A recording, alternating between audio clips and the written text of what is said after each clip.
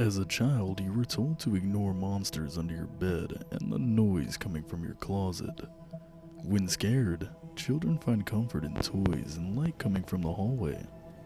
But what happens when the toy is the one causing the fear?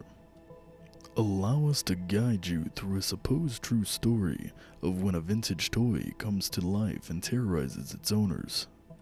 Which will lead us to ask, is it paranormal?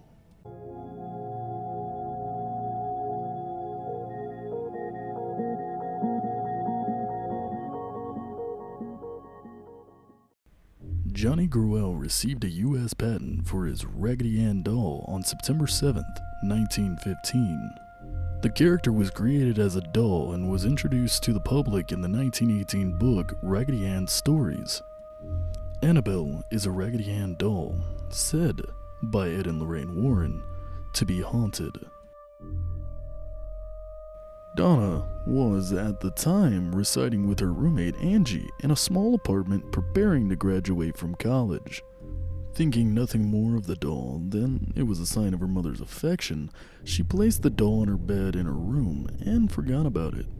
As time passed, both Angie and Donna noticed an aura of strangeness about the doll. Apparently, the doll would move. These were relatively subtle movements at first, like a change in position, but as time passed, the movements became more noticeable. The doll was even found once standing upright, leaning against a chair with its legs crossed. About a month later, Donna began to find what she thought were penciled messages.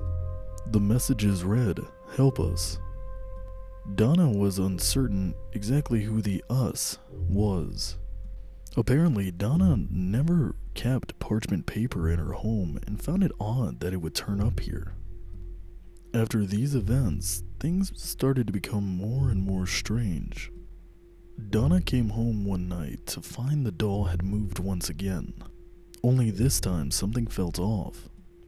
Upon investigation, she would find something that would terrify her forever. The doll appeared to have blood, or what seemed to be blood.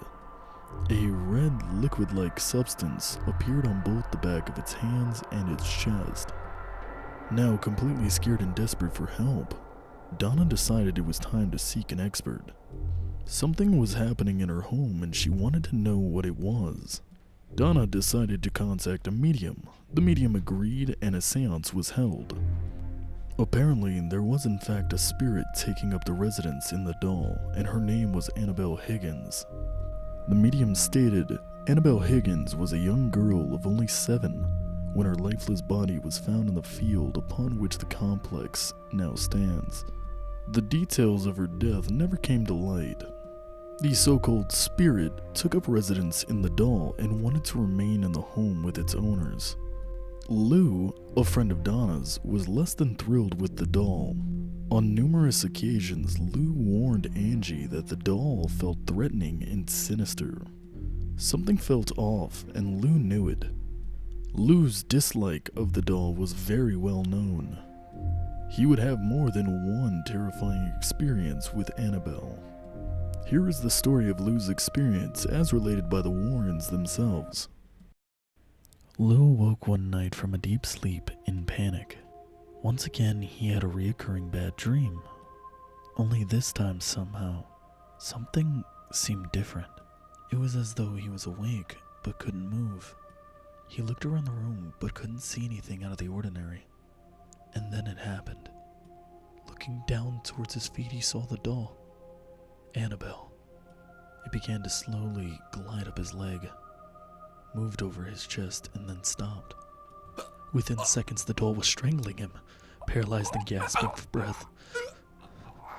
Lou, at the point of asphyxiation, blacked out.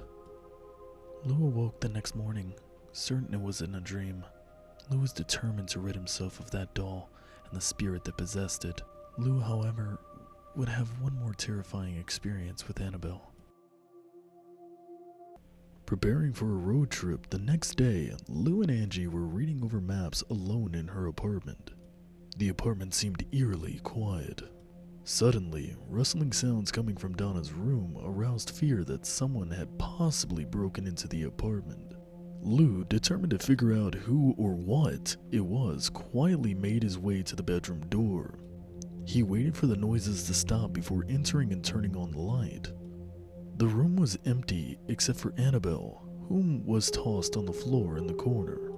Lou searched the room for forced entry, but nothing was out of place. But as he got close to the doll, he got the distinct impression that someone was behind him. Turning around, he was quick to realize that nobody was there. Then, in a flash, he found himself grabbing for his chest, cut and bleeding.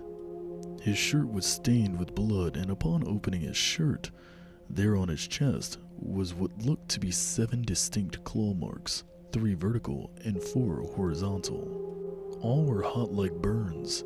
These scratches healed almost immediately, half gone the next day and fully gone the day after that. Due to the nature of Lou's experiences, the doll was no longer believed to be a docile spirit, but inhumane and demonic in nature. Donna decided to contact a priest. Bringing in a more knowledgeable expert seemed like the best way to go. With the help of Father Hegan, their case was referred to the paranormal investigators Ed and Lorraine Warren.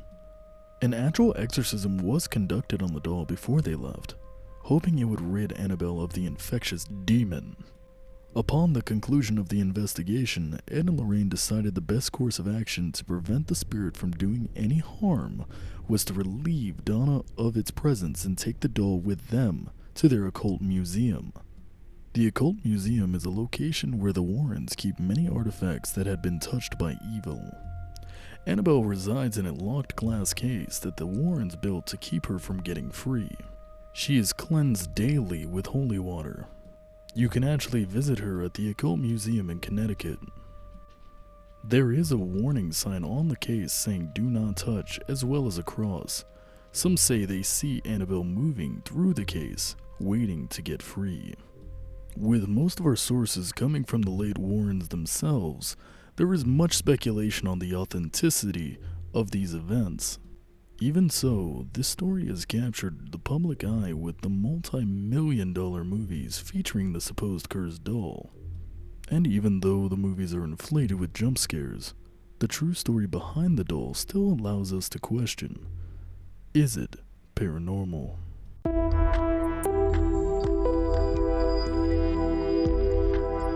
Please like and subscribe to help our channel grow.